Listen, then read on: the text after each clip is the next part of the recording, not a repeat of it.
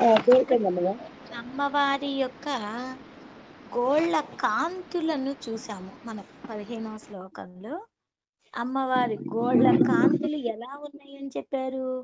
నమస్కరిస్తున్న దేవతా స్త్రీలు అలా అమ్మవారి పాదాల మీద పడితే ఒక తెల్లటి మేఘములాగా అమ్మవారి కాళ్ళ కాంతిని పోల్చి ఆ మేఘము ఎలా కమ్ముకుంటూ ఉంటుందో, మేఘము కమ్ముకున్నట్లుగా అమ్మవారి పాదాలకు దేవతలు వచ్చి నమస్కరిస్తూ ఉంటే, తెల్లటి ఆ ఆకాశములో నల్లటి మబ్బులు కమ్ముతూ ఉన్నప్పుడు, ఆ మబ్బులో నుంచి ఒక ఎర్రటిగా సూర్యబింబం కనిపిస్తూ ఉంటే, మంకెన్న పువ్వులాగా విచ్చుకుంటూ ఉంటాయట. సూర్యబింబాన్ని చూసి మంకెన్న పూలు మిట్ట మధ్యాహ్నం పూట.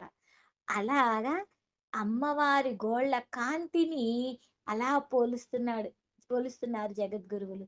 అంటే అలా ఉన్నది. అంటే అమ్మవారి పాదాలు తెల్లగా ఉన్నాయి గోళ్ళ కాంతి. నమస్కరిస్తున్నారు దేవతా స్త్రీలు. అది మేఘాలతో పోల్చారు. దానిలో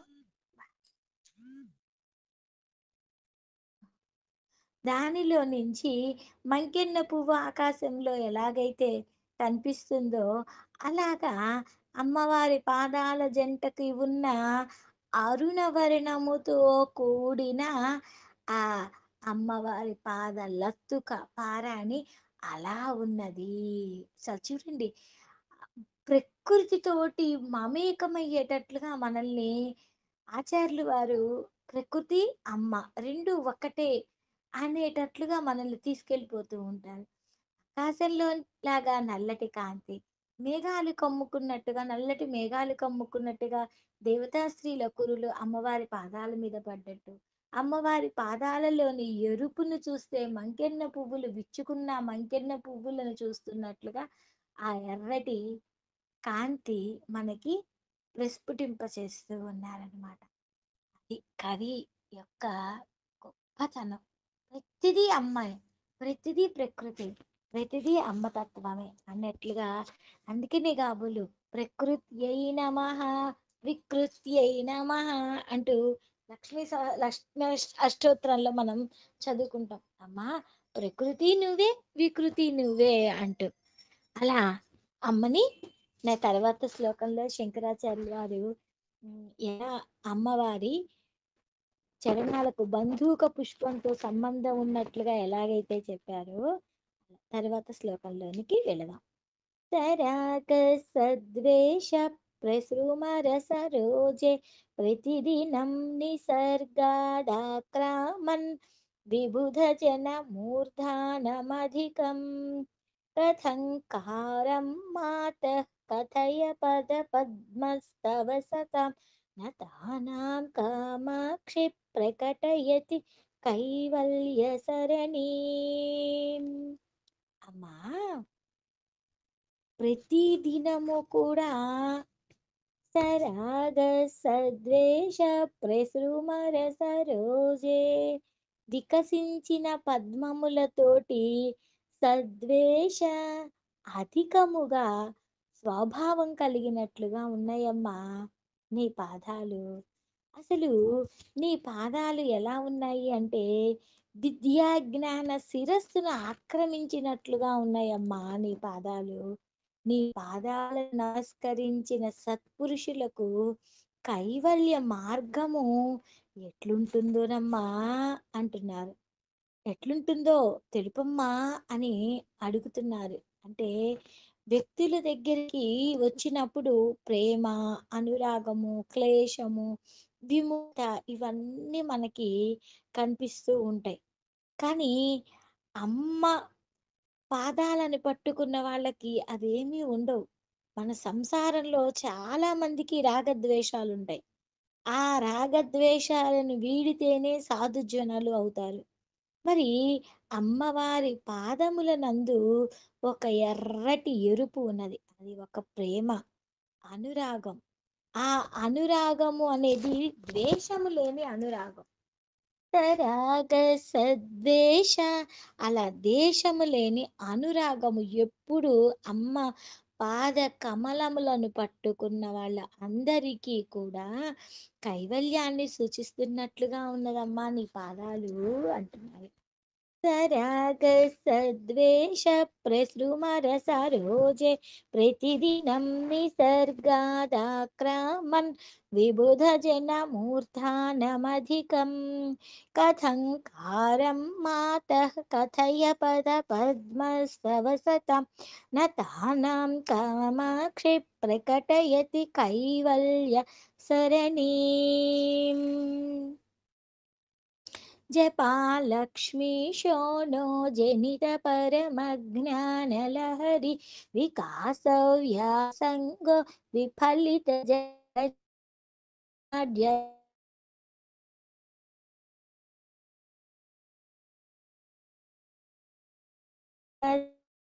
ద్రోహి తవ చరణ పాథో రమణ జపాలక్ష్మీ శోణో జపాలక్ష్మి అంటే దాసాని పువ్వు కాంతి వలె ఎర్రనైనది. ఇంకా అమ్మవారి ఎలా ఉన్నది? జనిత పరమజ్ఞాన లహరి గొప్ప జ్ఞాన ప్రవాహ వికాసము గల తోటి ఉన్నది. ఇంకా ఎట్లా ఉన్నది? విఫలిత జాడ్యము యొక్క గొప్పతనంగా ఉన్నది. చీకట్ల సమూహాలను పాలద్రోలే ఒక సూర్యుడు లాగా ఉన్నది. ఎప్పుడు ఆ సూర్యుడు ఎటువైపు ఉదయిస్తున్నాడు? తూర్పున. మనః పూర్వాద్రిమ్మే మనస్సు ఎప్పుడు ఆ పూర్వం అంటే తూర్పు దిక్కున కొండకు తిలకముగా ఉన్నట్లుగా సూర్యుడు ఉన్నట్లుగా నీ పాదాలు ఉన్నాయమ్మా అంటున్నారు. అంటే అమ్మవారి యొక్క పాద కమలములు ఎర్రగా ఉన్నాయి. సూర్యుడు ఎలా ఉంటాడు? ఎరుపు. ఆ ఎరుపు గొప్ప దాసాని పువ్వుని వలె ఉండి గొప్ప జ్ఞాన వికాసమును కలిగించినట్లుగా ఉన్నాయి. ఆ జ్ఞానమును విషయము ఎలా ఉంటుంది? కైవల్యము ద్వారా ఆ జ్ఞానాన్ని వికసించేటట్లుగా పుష్పించేటట్లుగా ఉన్నది. అమ్మవారి పాదము ఎలా ఉన్నది? జాడ్యము అనే అజ్ఞానము తొలగిపోయి ఈ సంసారము బాధలో నుంచి తొలగిపోయి సోమరితనము వదిలి దోషములు లేకుండా ఉన్నారు. అంటే సోమరితనము విఫలిత జగజ్జాడ్య గరిమా సూర్యుడు తూర్పున ఉదయిస్తే ఎలా సోమరితనము పోతుందో అలాగా మాలో ఆ సూర్యుడి కిరణాలు లాగా నీ యొక్క పాదాలు కూడా మమ్మల్ని ఈ జాడ్యంలో నుంచి తిప్పేసేటట్లుగా ఉంచమ్మా. తూర్పునికి కొండకి ఆయన తిలకముగా ఉన్నాడు. అలా నీ పాదాల జంట మాలోని జాడ్యాన్ని మొత్తం తొలగించేటట్లుగా ఉండాలి అని కవి గారు ప్రార్థిస్తున్నారు. అంటే ఎంత గొప్ప మనస్సు చూడండి. అంత గొప్ప మనస్సున్న కవి మన కోసం ఆయన అమ్మ పాదాలను పట్టుకుంటే మనకి ఏం జరుగుతుంది అనేది చెప్తూ ఉన్నారనమాట. సూర్యుడు ఉదయిస్తే మన జాడ్యం ఎలాగైతే పోతుందో అలాగా అమ్మవారి పాదాలను ఎర్రటి పాదాలను మనం అలా తలుచుకోగానే మనలోని జాడ్యం కూడా తొలగిపోవాలి అని కోరుకుంటున్నారు. జపాలక్ష్మీశో नो జనిత పరమజ్ఞానలహరి వికాస వ్యాసంగో విఫలిత జగజ్జాడ్యగరిమా మనః పూర్వాద్రిమ్మే తిలకయతు కామాక్షి తరసా తమస్కాండద్రోహి తవ చరణ పాథో జరమణః నమః నమస్కూర్మః वेङ्कन्मणिकटकनीलोपलमः पयोधौ रिङ्खद्भिर्नखकिरणफेनैर्धवलिते स्फुटं कुर्वाडाय ప్రబలచల దౌర్వానలశిఖా వితర్కం కామాక్ష సతతమరుణిన్నే చరణయో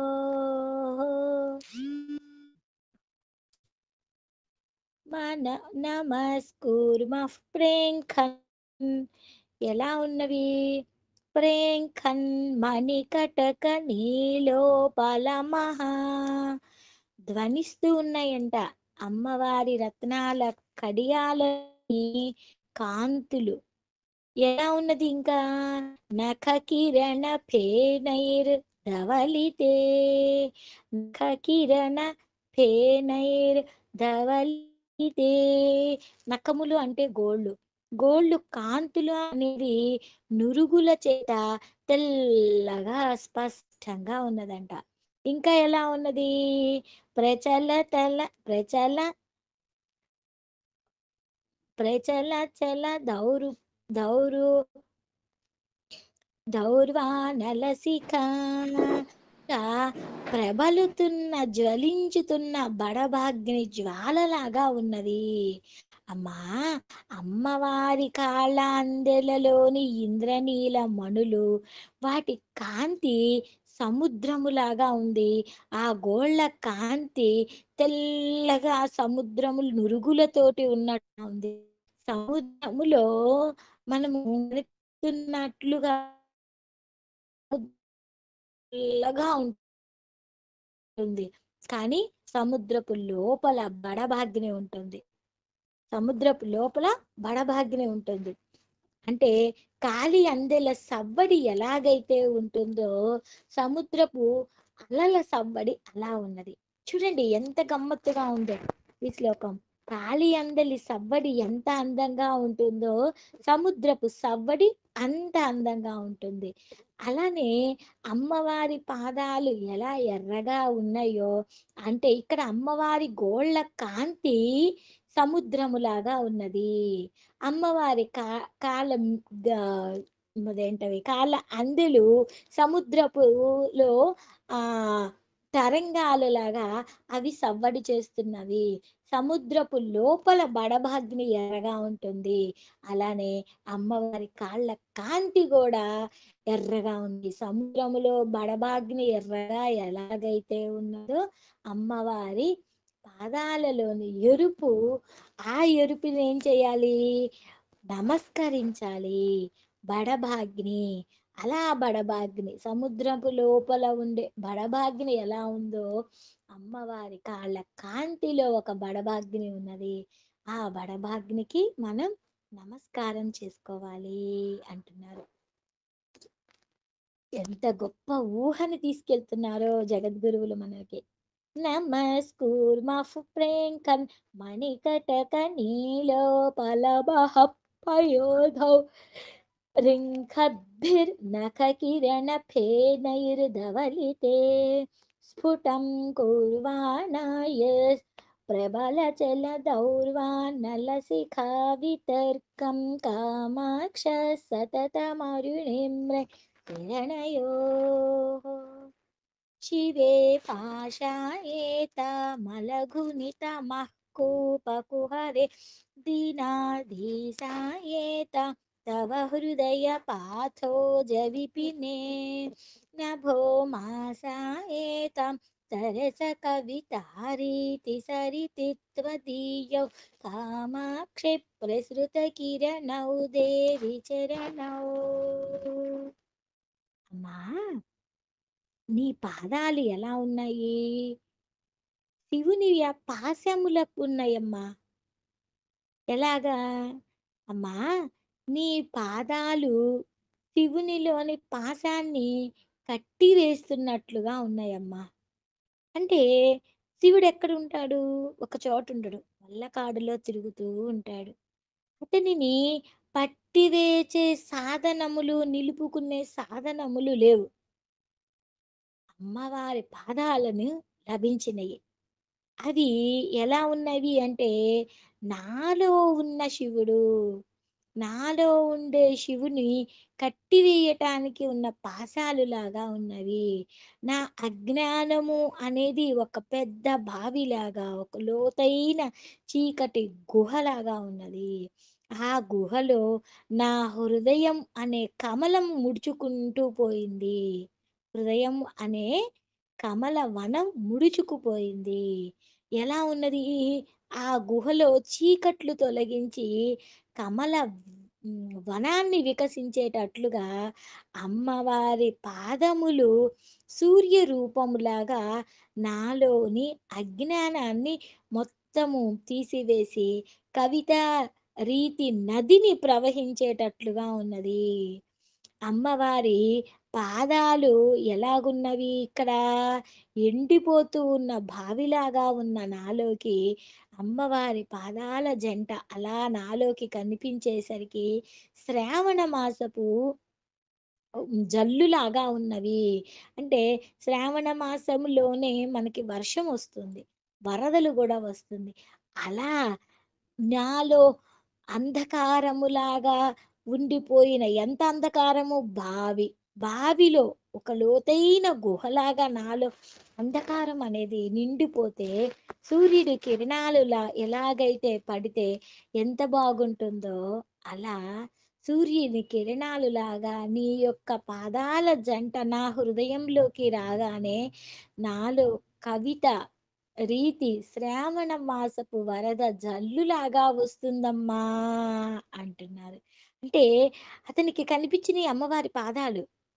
కనిపించేసేసరికి కవిత రీతి అలా శ్రావణ మాసపు జల్లులాగా ఆ శంకరులకి కనిపిస్తూ ఉన్నాయి అని చెప్తున్నారు. ఎంత గొప్ప ఊహో చూడండి. ఆ కవి హృదయంలో అమ్మవారి పాదాలను చూసిన తర్వాత కవిత రీతి ఝరి ఇంకా అంటే ముందు ముందుకి ఇంకా ఆ కవిత రీతి ఝరి ఎంత బాగుంటుందో అనేది మనకి ఈ శ్లోకం ఒక ఉదాత్తలాగా కనిపిస్తుంది. అవునా? ఆయనది ఇంకా ముందు ముందు ఇంకా వస్తున్నాయి గదా! ఆగటం గదా! అమ్మవారిని చూస్తే ఆర్యాంబ అంటూ 100 శ్లోకాలు చదివిన తర్వాత ఆయనకి అమ్మవారి పాదాలు చూసేసి కవితా రీతి జరి అలా అలా అలా అలా పరిగెత్తూ ఉంది. శ్రావణ మాసపు వరద జల్లులాగా. ఆ కవిత్వంలోని పోలిక చూడండి ఎంత అందంగా ఉందో. శివే పాశాయేత మలఘునితమః కూపరే దినాధీసాయేత మమ హృదయ పాథోజ విపినే నభో మాసాయేత సరస కవితారీతి సరితి త్వదీయౌ కామాక్షి ప్రకృత సర ప్రసృత కిరణౌ దేవి చరణౌ మళ్ళీ ఇంకొకసారి ఇక్కడ ఏదో తప్పు చదివినట్లున్నా నభో మాసాయేతాం సరస కవితారీతి సరితి త్వదీయౌ కామాక్షి ప్రసృత కిరణౌ దేవి చరణౌ